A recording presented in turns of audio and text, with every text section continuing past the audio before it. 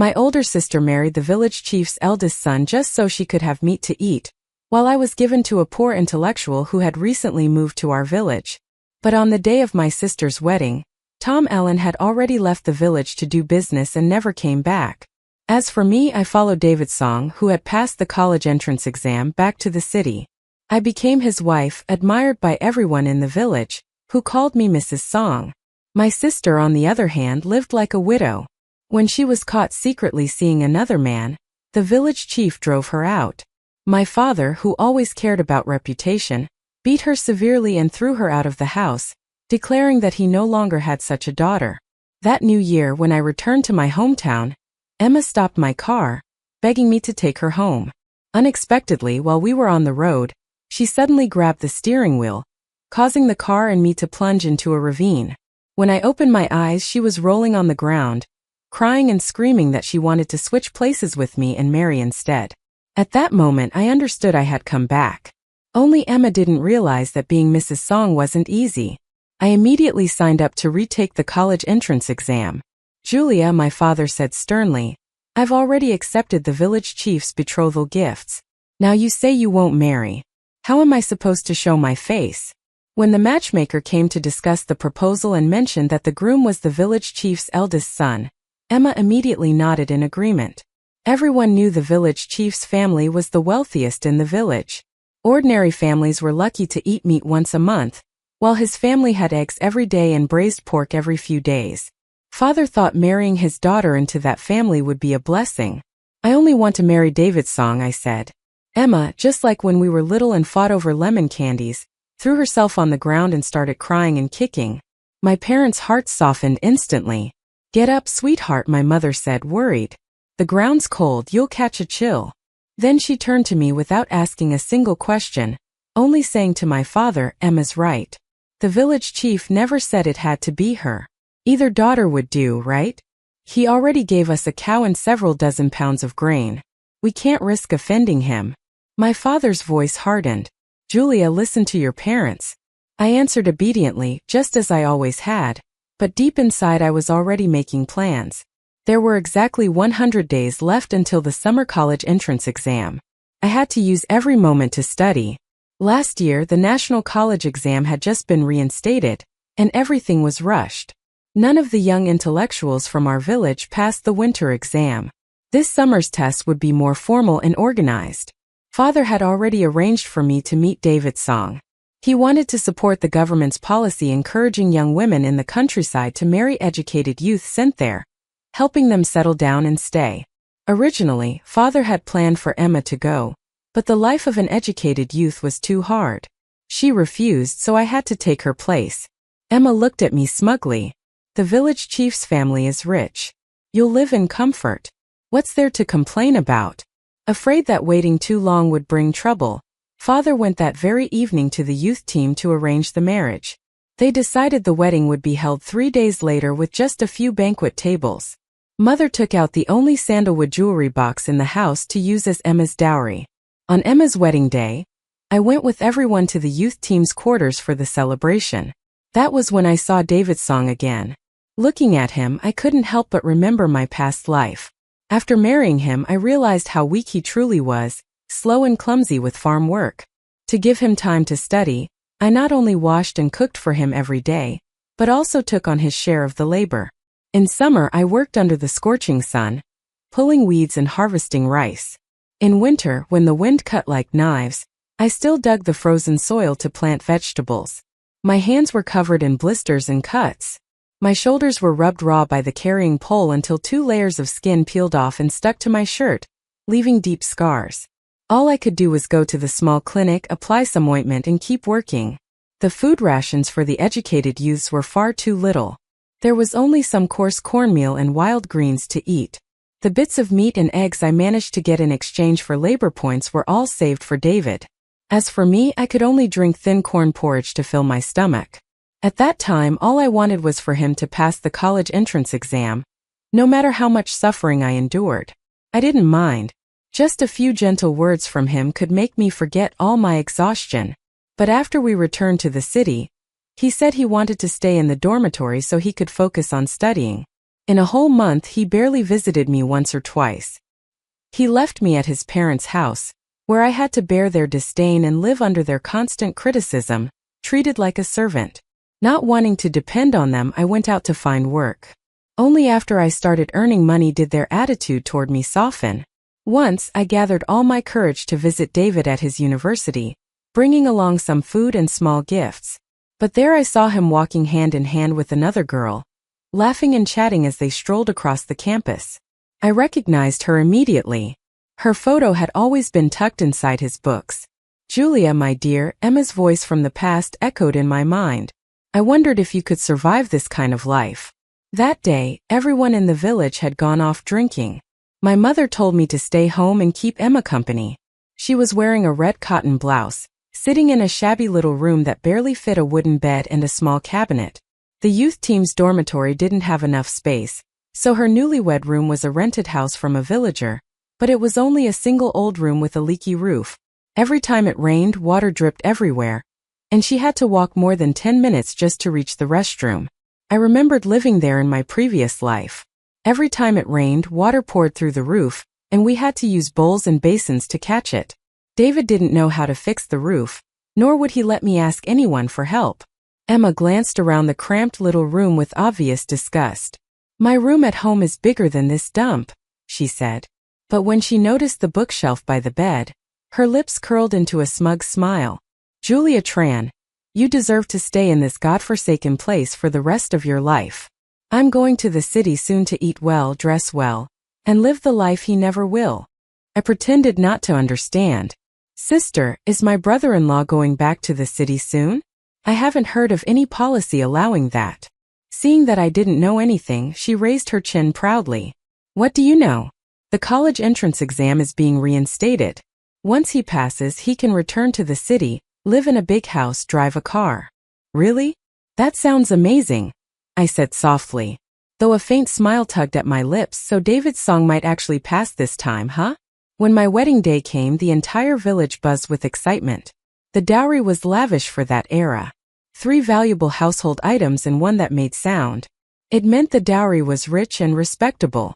Back then, those 4 things were a bicycle, a wristwatch, a sewing machine, and a radio. Of course, they weren't prepared by my family. The village chief brought them as part of the groom's betrothal gifts. The wedding feast had 7 or 10 full tables, not just peanuts and fruits, but steaming hot rice and hearty soup. My parents even handed out red-dyed eggs to every household in the village. Everyone praised them endlessly, and my father's face beamed with pride. Amid the bustling wedding procession, I finally saw Tom Allen. His face was cold as stone. He was nothing like David's song. David was thin, bookish, and frail, while Tom was tall and broad-shouldered with sunburned skin and sharp, defined features. His whole body was muscular and tense. He looked like he could knock someone out with a single punch. I couldn't help but feel afraid of him. I had once seen him beat a wild wolf to death with his bare hands when it tried to attack him. My body went rigid as I downed the ceremonial wine in one gulp. "Come on, Tom. Give her a kiss," one of the villagers shouted, laughing. "You're a lucky man. Your bride's a beauty." My face burned red, but soon the room fell silent. The rowdy young men shrank back, cowed by Tom's icy glare. No one in the village dared to cross him, and certainly no one would dare ruin his wedding night. Later, he looked at me, his dark eyes steady and serious. "I'm thinking of leaving the village to make a living," he said. "Do you want to come with me?" Tom Allen hadn't planned on marrying so soon. Ever since a scrap collector had passed through the village, he'd started thinking about going out to do business. But when he mentioned it to his parents, they were terrified. "You want to smuggle goods?" his father had shouted. "Absolutely not. You're not going anywhere. If you step 1 foot out of the village," Tom's father had shouted, "then this family no longer has a son named Tom Allen." Our village was small and closed off, untouched by any new ideas from the outside world. To them, farming was the only honest way to live. Anyone who wanted to leave and do business elsewhere was said to be possessed by demons, and would be gossiped about behind their back. Tom was an only child, spoiled and doted on since he was little. No one expected that this time he'd be locked up at home, watched closely by his parents. They even invited a matchmaker right away, hoping to tie him down with marriage so he wouldn't leave. I knew that if I refused to marry him by the next morning, he would run away on his own. "No, I'm not going," I told them firmly. "I won't go." It was a steady, deliberate refusal. Tom pressed his lips together, turned his back, and walked away without a word. "Wait," I called out. "Let me think for a moment." He hesitated, stopped for a few seconds, but still kept walking. I couldn't help myself. I reached out and grabbed the corner of his shirt. Finally, he turned to face me. "I support you leaving to do business," I said softly. "But I want to stay here to study. I need to prepare for the college entrance exam, so I can't go with you right now. When I get into college, I'll come find you." In my previous life, even though he never returned to the village, I had met him once in South City. He had his own car and driver, and he owned several shopping centers. Even the local market vendors treated him with respect. People called him one of the leading figures in the city's economy. Tom froze for a moment, the dark depths of his eyes flickering with a faint light. Then he sat down beside me, so close that when I breathed in, I caught the clean scent of soap from his skin. "All right," he said quietly. "Then I'll go out and earn money for your tuition." His deep voice, once cold and stern, softened into something warm. The red candle in our room burned all through the night. The next morning, he still hadn't left. It wasn't until 3 days later, just when I was beginning to worry he had changed his mind, that he finally prepared to go. "I've left all the money in the jar," he said. "Focus on your studies and remember to write to me." Tom carried only a small bag. He left behind his food coupons, meat stamps, and cash for me, and even went all the way to the school to get me a set of high school textbooks and exam papers. His strong, steel-like arms wrapped tightly around me before he left. "Go already," I said, pushing him away. "If your parents find out, they'll drag you back again. Hurry up." I shoved at him, half in panic, half pretending to complain. "Go on. You're breaking my back, big guy." After seeing Tom off, I returned to the village chief's house, crying as I told them he left me behind and ran away. My father-in-law, Mr. Allen, was furious and stormed into the room while my mother-in-law wiped her tears and gently comforted me.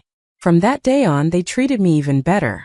Knowing that I wanted to study, they cooked new dishes for me every day. Sesame pancakes, dumplings, steamed buns with braised pork, even sweet braised pork belly. My mother-in-law took out her own barley milk powder and mixed it into a drink for me. "This is good for your health," she said with a smile. "Just one small can cost 40 yuan. My own family could barely earn 50 yuan in an entire year. In my past life, when I'd been in the city, I never dared buy it for myself. I'd only ever used it as a gift for others. Now that everyone in the village had gone out to work, I was preparing to go to the fields to cut grass. But my father-in-law, being the village chief, took the sickle from my hand and told me to report to the tool shed instead. When I arrived, they assigned me to manage the village's farming tools. All the villagers' tools were kept in one place, taken out in the morning, and returned in the evening. It was an easy, comfortable job. No need to work under the sun or in the rain, and it didn't take much effort. After a quick explanation, I picked it up right away. As soon as the warehouse keeper left, a young woman with 2 braids, Nancy Wu, leaned in close and whispered in my ear. "I heard the village chief gave the warehouse manager 2 packs of Phoenix brand cigarettes to get you this job. You're lucky. Even though your husband's not home, your in-laws treat you well. Don't go doing anything foolish, okay?" I smiled and thanked her. In a small village like ours, even the tiniest rumor couldn't be hidden, let alone something like me being newly married and my husband already gone. After distributing the tools for the day, I took out my high school textbooks to study. In my past life, when I followed David's song back to the city, he had always looked down on me for being poorly educated. This time, I was determined to study hard, starting from middle school and working my way up again. I studied hard and finally earned my high school diploma. But in the end, it didn't matter. Love can't be forced. No matter how well I studied, in David's eyes, I was still just a country girl, someone who would never compare to the woman he kept in his heart. Now I wasn't studying to please anyone. I studied because I wanted to pass the college entrance exam with my own effort. To live on my own 2 feet, to never depend on anyone again. Without me cleaning up after him, David wouldn't have had time to study at all. He worked all day in the fields. How could he have ever kept up with his books? Suddenly a sharp, angry voice interrupted my thoughts. Why don't I have a pair of gloves? The shout startled me so much that I nearly dropped my pen. It was Emma. She stood at the doorway of the tool shed, her eyes wide when she saw me sitting there. In my previous life, she had been the one working in this position, but she'd always been resentful, lazy, half-hearted, skipping work. Within days, she was fired from the role my father-in-law had begged the village chief to give her. "Julia, give me 2 pairs of gloves. They'd better be brand new," she demanded. "They're all gone," I said calmly. "You're too late. People lined up early this morning. By 9 o'clock, everything was checked out." She scoffed. "Don't act innocent with me. If it weren't for me giving up my spot, you wouldn't be living so comfortably now." Emma glared at my new clothes, then at my crossed legs and the book in my hand. Her face twisted with fury. "I'm living worse now than before I got married. I eat corn cakes and watery porridge every single day. David may be gentle and educated, but he's useless. He can't do anything except read. I have to do all the housework and field labor by myself." I looked up at her coolly. "You were the one who insisted on marrying David's son. What's the matter? Regretting it now?" "I'm not like you. Lazy and greedy," she snapped. "You only married into the village chief's family because they have money. I married David because he's intelligent and hardworking. I don't regret it." I gave her a slow smile. "You sound like you're giving a speech, Miss Emma. Good for you. Stand tall and proud. Not like those women who only chase after wealth." "She's right," said Mrs. Brown, the widow from next door. Her husband had died young, leaving her poor and struggling to raise her family alone. The other women in the village respected her deeply. Soon the other women chimed in, praising Emma for being honest and hardworking, a shining example for everyone. Emma's face lit up with pride at the flattery. "You're amazing," I said with mock admiration. "Cutting grass so fast and so well without gloves. Impressive." She opened her mouth to argue, but Mrs. Brown turned her away, muttering, "What do you need gloves for? Only delicate city girls wear them. Bare hands are faster. Come, I'll show you." When everyone had left, I shut the window, plucked out a strand of gray hair, and went back to my math problems. Later that day, word spread that Emma had cut her hands dozens of times while working and still couldn't finish her quota. Her rations were docked as punishment. The grass in the fields was thick and sharp, and Emma's hands, soft and smooth from years of easy living, couldn't compare to Mrs. Brown's callous skin, toughened by decades of farm work. The next day, the whole village was gossiping again. The story was that Tom Allen had abandoned me because I wasn't good enough for him. When I went to work, people stared at me with pity or contempt. A few women who were friendly with Emma made a show of standing near me, talking loudly. "Some people think they're a phoenix when they're just a barnyard hen," once sneered. Turns out no one even wanted that phoenix. Haha. Lisa Hill, Mrs. Brown's daughter, had once liked Tom and even sewn clothes to gift him. But when she'd offered them, he'd simply asked, "Who are you?" and walked away. She cried for days after that. Couldn't even keep her own husband, another woman scoffed. "So embarrassing. And look at her dressing up like that. Who's she trying to seduce now?" That last comment came from Mrs. White, the second widow in the village, who saw every other woman as a potential threat to her man. Nancy Wu, who had been helping me in the tool shed, slammed the window shut with a loud bang. "There's such gossips," she muttered angrily. I handed her a pork and mushroom bun my mother-in-law had made. "Don't be upset. Here, eat this before you make yourself sick." "I'm fine," she said, waving her hand, but I stuffed it into her mouth anyway. She finally smiled and began chewing in small, careful bites. Lisa Hill and Mrs. White caught the delicious smell of the bun. Seeing me still calm and unbothered, they grew irritated, stomped their feet, and stormed off. I returned to my desk. There were still a few math problems I couldn't solve. So after work, I decided to head to the youth team's quarters to ask for help. The moment I stepped into the youth team's quarters, the educated youths inside exchanged glances before all turning to look at David's song. In the past, I had always come here to find him, bringing food and a few small gifts. Everyone had assumed that I would marry David, but instead I had married someone else. David clearly thought the same, his face twisted with disdain. You've climbed high now, haven't you? Don't come looking for me again. I thought you were different from those shallow country women, but it turns out you're just another one chasing wealth. He must have heard from Emma that I had stolen Tom Allen from her, while she, out of admiration for David, had nobly married him instead. That was what everyone believed, and no one cared to hear my side of the story. The leader of the youth team, Mark Ye, smiled awkwardly. "Oh, Emma, are you here looking for your sister?" he asked. "She's not here right now." I shook my head. "No, Captain Ye. I came to ask you about a few math problems in my previous life." Mark Ye had gotten into Peking University. He had been the brightest among the youth team. At first, he probably thought I was using questions as an excuse to see someone, so he explained half-heartedly.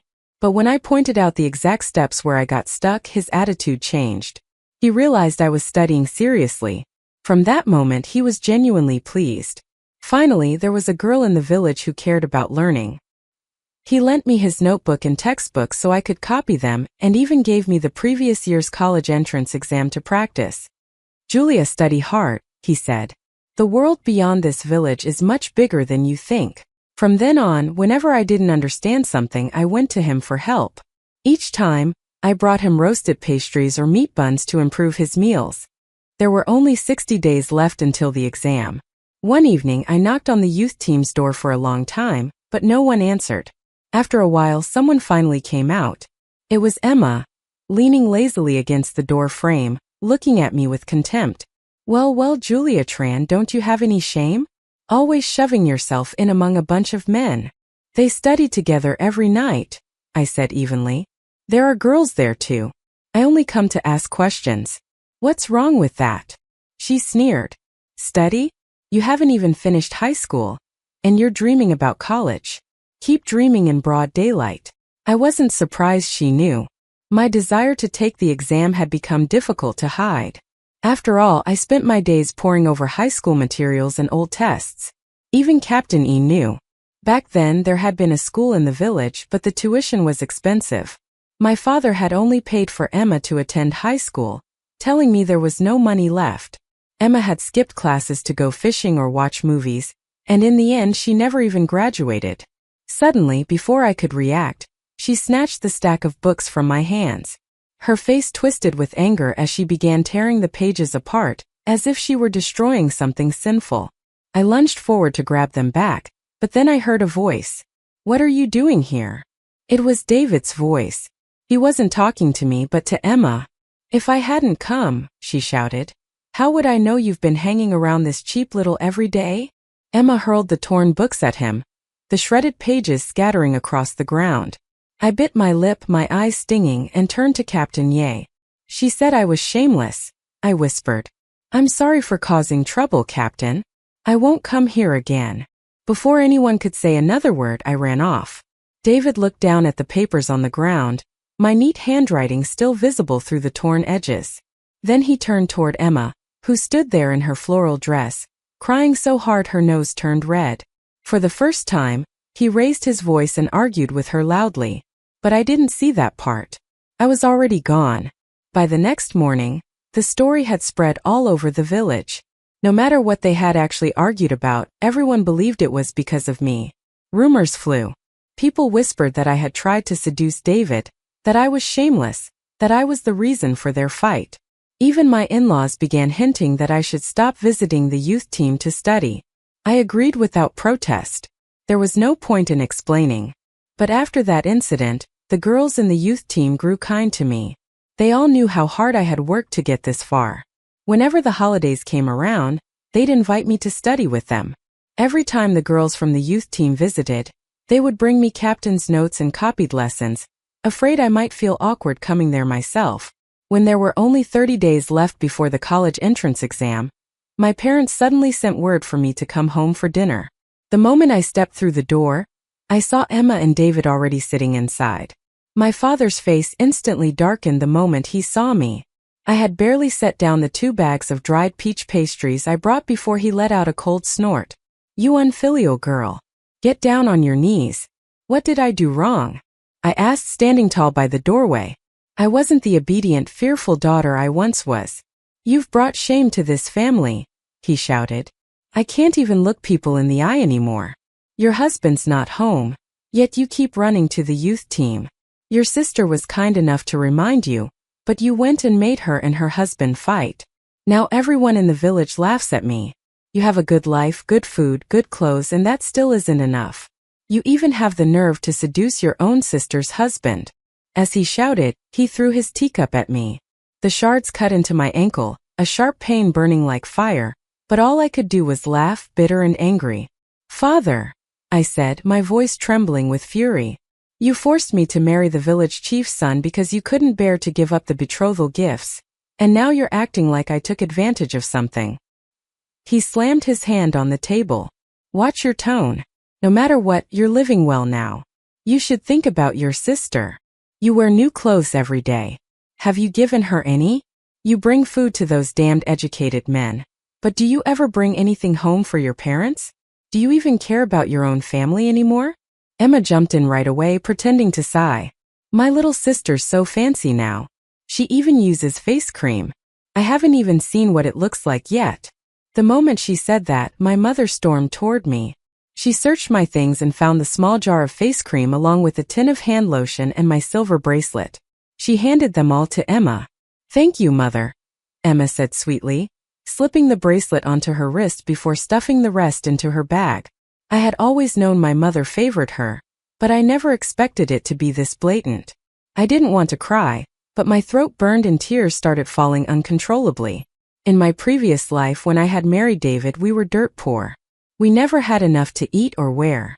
Whenever I visited home, my mother would complain that I came too often and ate too much. She'd even tell me not to bother cooking if I was so hungry. Emma used to claim she brought me steamed buns, but she would toss them on the ground as if feeding an animal. And my parents never once told her to treat me better. And yet now, after marrying David, she came home every few days for meals, even taking food back with her shamelessly. My heart grew colder with every passing moment. All I wanted was to leave this village forever and never return. I turned to go, but Emma grabbed my wrist. Oh, Julia, she said, shaking my hand so that the silver bracelet clinked. This bracelet? Who gave it to you? Surely not that husband of yours, right? He's been gone for ages. Did some lover give it to you? David's mouth twitched as if he wanted to speak, but he said nothing. I lifted my head to glare at Emma, my eyes still red from crying. No one, I said coldly. Don't push your luck. Who would believe that? She sneered. But I get it. You must be lonely, living all by yourself. She toyed with the bracelet on her wrist, smirking. Once my husband passes the college exam, I'll have all the jewelry I want. For some reason, Emma had complete faith in David's talent. But that only made him more determined to prove her right. My mother, hearing this, suddenly raised her hand and slapped me hard across the face. You shameless girl, she shouted. How dare you lie with another man? My face burned with pain, my cheeks swelling instantly. I held my hand against it, staring silently at the group before me. From now on, my father said coldly, this family has only one daughter, Emma. You are nothing to us. My mother looked ready to strike me again, her hand raised high. But before it could fall, a strong, warm arm pulled me back. Don't be afraid, sweetheart. I'm home, a deep voice said. My face pressed against a broad chest, and the tears I had been holding back finally burst free. Pain I could endure, but kindness, that was what broke me. Tom Allen gently stroked my head, his hand warm and steady, patting my back as if comforting a child. Your brother-in-law's back, huh? My mother said awkwardly. The girl didn't mean any harm. Just scold her a bit and let it go. At that, Tom Allen released me and turned toward Emma. He extended his hand, his expression calm but cold. Facing the tall, striking man before her, Emma's face flushed red. But his next words came out sharp as ice. That bracelet, he said flatly. I gave it to Julia. Give it back. Who wants it anyway? She muttered, her face burning with shame. Still, she didn't dare throw it on the floor. Tom took the bracelet from her, then carefully slipped it back onto my wrist.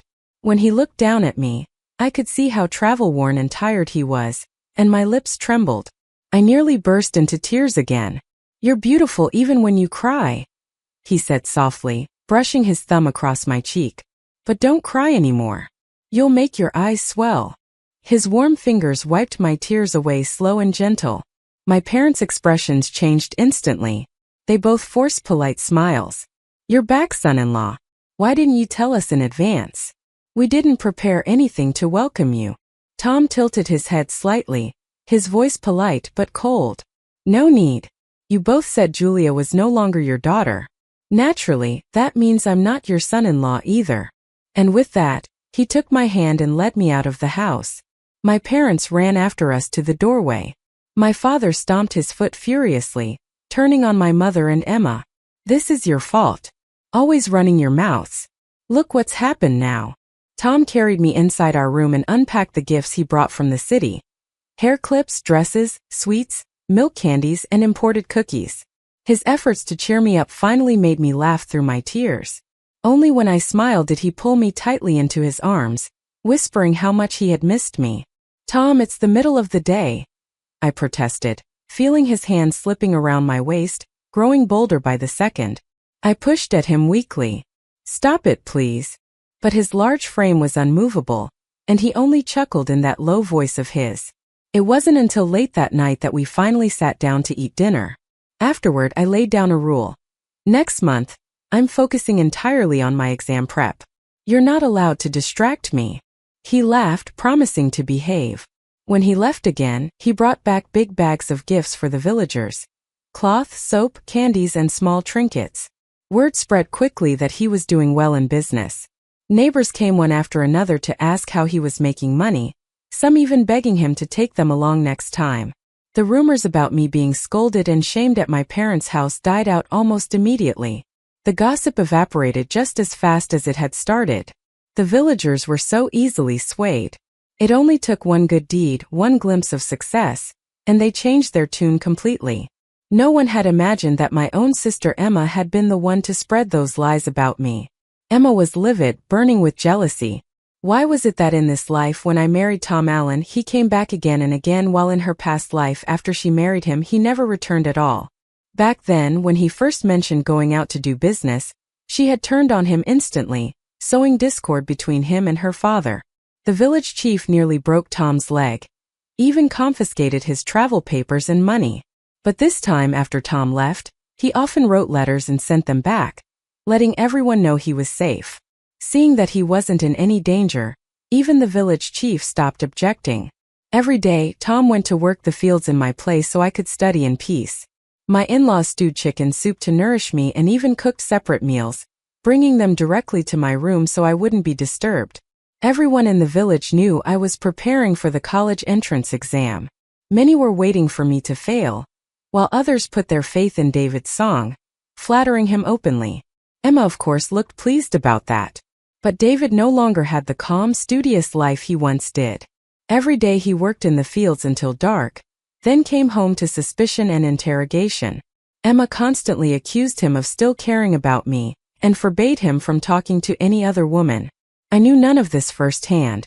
I barely left the yard anymore, focusing entirely on my studies.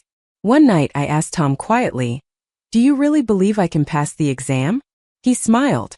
"Whether you pass or not doesn't matter to me. If it's something you want, I'll always support you." 2 days before the exam, I had to travel to the city to stay near the testing site. Tom wanted to come with me, but something urgent came up with his business, so I told him to go handle it instead. "You can't take the test for me anyway," I told Tom, smiling as I packed my things. Right before I entered the exam hall, Emma suddenly appeared, holding out a cup of mung bean soup. "It's so hot today," she said sweetly. "Drink this before you go in. It'll keep you from getting heat stroke. But if you actually pass the exam, the ancestors will be laughing in their graves." Her voice carried that same false kindness I'd grown used to. "You can do it, right?" she added, smiling faintly. I glanced at her. Around us, many examinees were also holding similar cups of mung bean soup, probably bought from the breakfast stall outside the school gates. It was early June, the kind of heat that soaked your clothes in sweat even before noon. "Thanks," I said calmly. "I'm going in now." Non-candidates weren't allowed inside, so Emma could only stand at the gate pretending to wait for me and David's song. When the exam ended, I walked out smiling. Emma's face froze in surprise. "You're okay?" she asked. "Of course," I replied lightly. "Everything went smoothly. I guess your mung bean soup helped. I didn't feel sick at all." Behind her, David stumbled out of the exam hall, his face pale, one hand clutching his stomach. Emma rushed to catch him. "David, how did it go?" At her question, his face turned even whiter. "When the results came out, I went with the youth team to check the board. Tom insisted on coming with me." "Julia, you did it!" Captain Ye shouted. "You passed. You got into South City University. Congratulations." I had officially been accepted into South City University. Tom lifted me up in his arms and spun me around, laughing. "My wife's a genius, the first university student in our family." Captain Ye had made it into Ping University, and several other members of the youth team were admitted to their dream schools. Only David had failed by a full 20 points. He collapsed under the announcement board, staring blankly, while Emma clung to his collar, screaming hysterically. "How could this happen?" she shrieked. "You passed. You definitely passed South City University. Someone must have cheated. They stole your spot. We'll go to the officials. We'll go to the school and demand justice." The other students glanced over, most too dejected by their own scores to say anything. But Emma's shouting was so loud and wild that everyone frowned. She acted as though David's acceptance was a divine right, and anyone else's success was theft. David, embarrassed and exhausted, snapped at her. "Enough. Stop it already." That only made her angrier. "Don't lie to me. You failed on purpose, didn't you? You did it for her. You still can't forget that little Julia, can you?" She raised her hand to strike him, but before she could, Tom pulled me behind him, stepping between us in that scene of chaos. The security guard soon came and drove the two of them out of the gate. I looked up at Tom and smiled faintly. Having someone to act as a bodyguard isn't bad. It keeps trouble at a distance, right? Then I turned toward the gate, raising my voice just enough for Emma to hear. "Oh, brother-in-law," I said sweetly. "That day I noticed how fast you drank that mung bean soup. So I gave you the cup Emma brought for me mixed together with yours. Guess it still wasn't enough." I smiled gently. She didn't mean any harm, though. She just wanted you to succeed. Maybe a little too badly. Emma's face went completely white.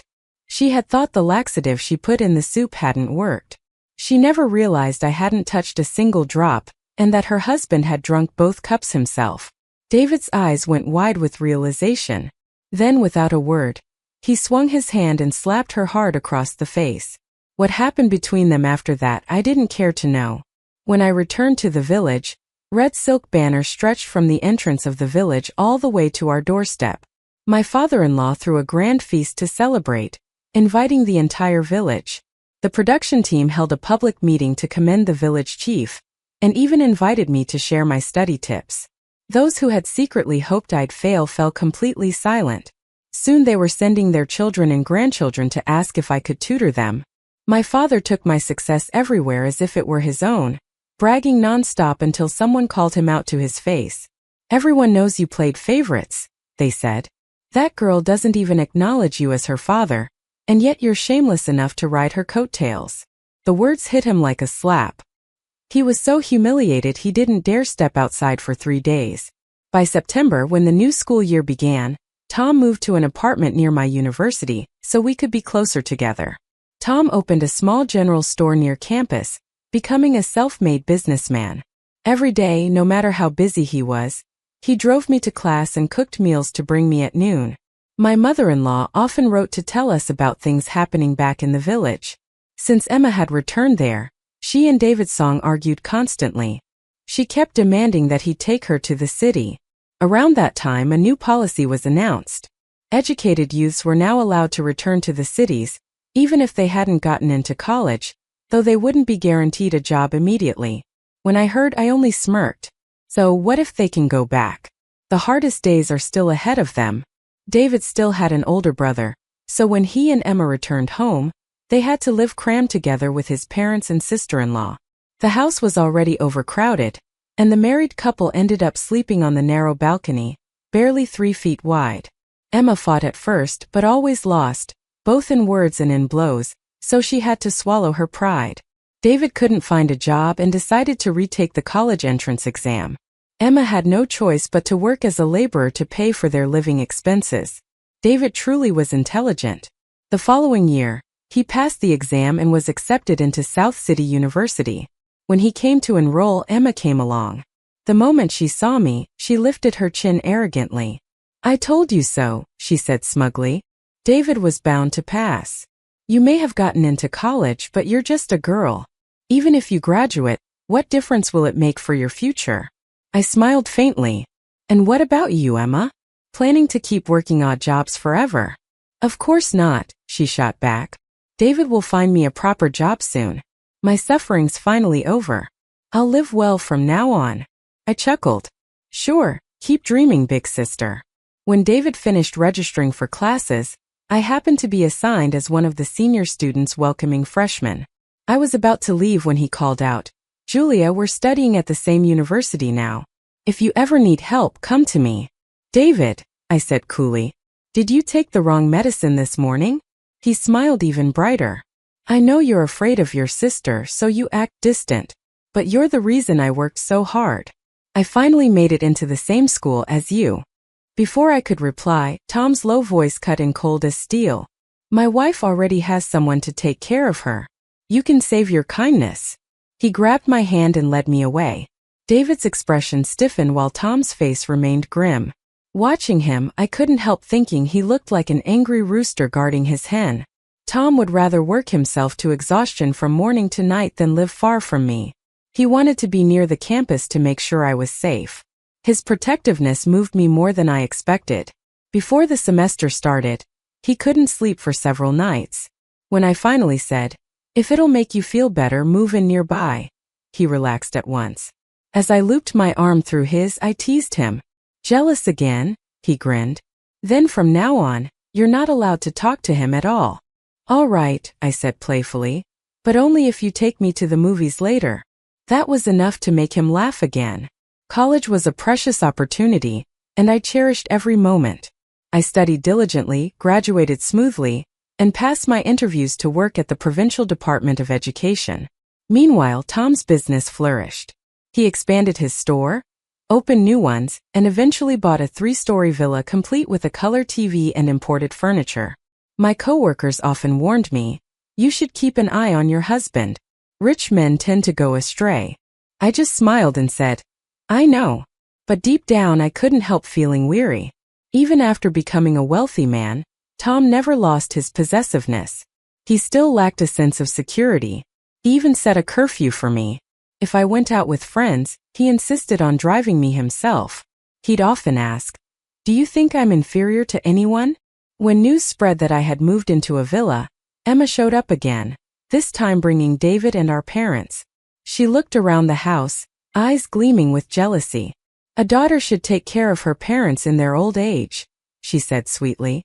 "Isn't that only right? If you don't let them live here, I'll report you to the Department of Education for being unfilial." In this society, filial piety was everything.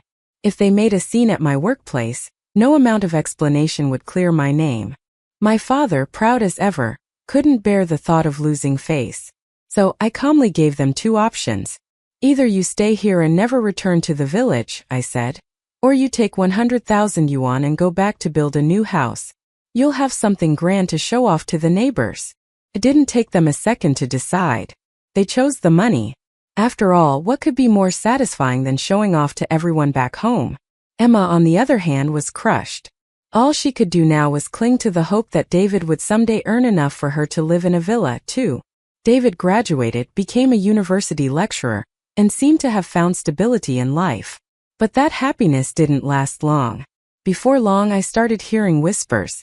They said he had reconnected with an old childhood sweetheart named Vivian Tan, the girl for whom he had once volunteered to go to the countryside years ago. She hadn't waited long before marrying someone else, but now she was divorced with a young daughter and had come back to David for help. He paid her, gave her money for living expenses, and even found her a job. Eventually, he brought her and her daughter into his home, claiming he had adopted the child as his own. When Emma found out, she completely lost control. In a fit of rage, she pushed Vivian down the stairs. David, furious, dragged Emma to the hospital to apologize. No one knew exactly what happened inside that room, but when she came out, there was a bright red handprint across her face. She ran all the way back to the village, crying and begging my father to defend her. But what use was a useless daughter compared to a university lecturer's son-in-law? My father didn't even hesitate. He kicked her out that very night. That weekend, while I was home alone, someone started knocking on my door nonstop. When I opened it, David stood there holding a fruit basket. "What are you doing here?" I asked sharply. For safety, I didn't let him inside. "Whatever you need to say it here." "Julia," he said, forcing a smile, "I heard you've been promoted to department head at the Education Bureau. Could you maybe talk to my university for me?" So that was it. Someone had reported his inappropriate relationship, and the school had suspended him pending investigation. "I can't help you," I said curtly, moving to shut the door. He panicked, shoving his foot in the doorway. The pain made him wince, but he didn't move. "Julia, please. You have to believe me. There's nothing between me and Vivian." "I'm not your wife," I said coldly. "Whether I believe you or not doesn't matter."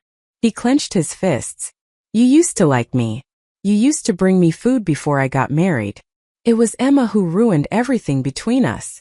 "Stop deluding yourself," I snapped. "I never liked you." David's jaw tightened. "You think your husband's a good man? You really think he loves you? He bribed people at South City University years ago to keep tabs on you. Every time he talked too long with another man, he'd show up to scare them off."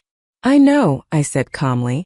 Just 4 quiet words, but they struck him harder than a slap. "I'd rather have a man who loves me obsessively," I said softly, "than one who keeps 2 hearts." David stared at me speechless before turning away and walking off in silence.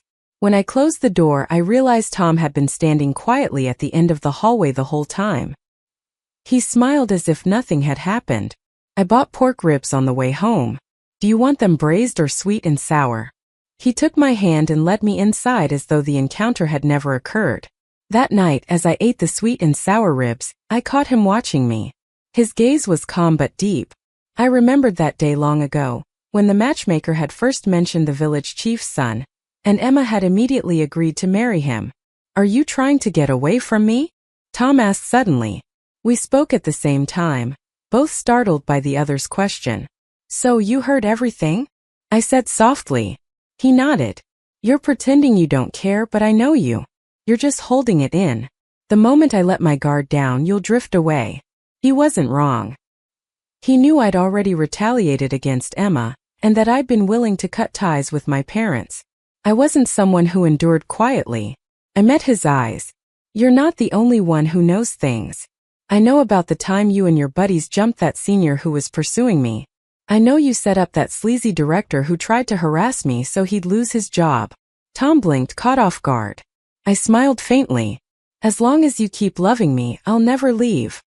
His face softened, his voice low and tender. "Then I'll love you with everything I have, my beautiful wife." In the end, David wasn't fired, but his career was over. He was pushed to the sidelines with no chance for promotion again. As for Emma, she was deceived by Vivian, who lured her all the way to Gwanga under the pretense of a business opportunity. There, she was mistaken for a beggar and beaten so badly she was left crippled. David couldn't divorce her after that. A disabled wife meant a lifetime of obligation. Vivian didn't get what she wanted either. She married a wealthy man in Guangdong, nearly 60 years old. But when he died, all his property went to his first wife's children. She ended up with nothing. And me, I lived a long, peaceful life beside Tom Allen, the man who loved me with fierce devotion. My own life blossomed beautifully, brighter than I had ever dared to dream.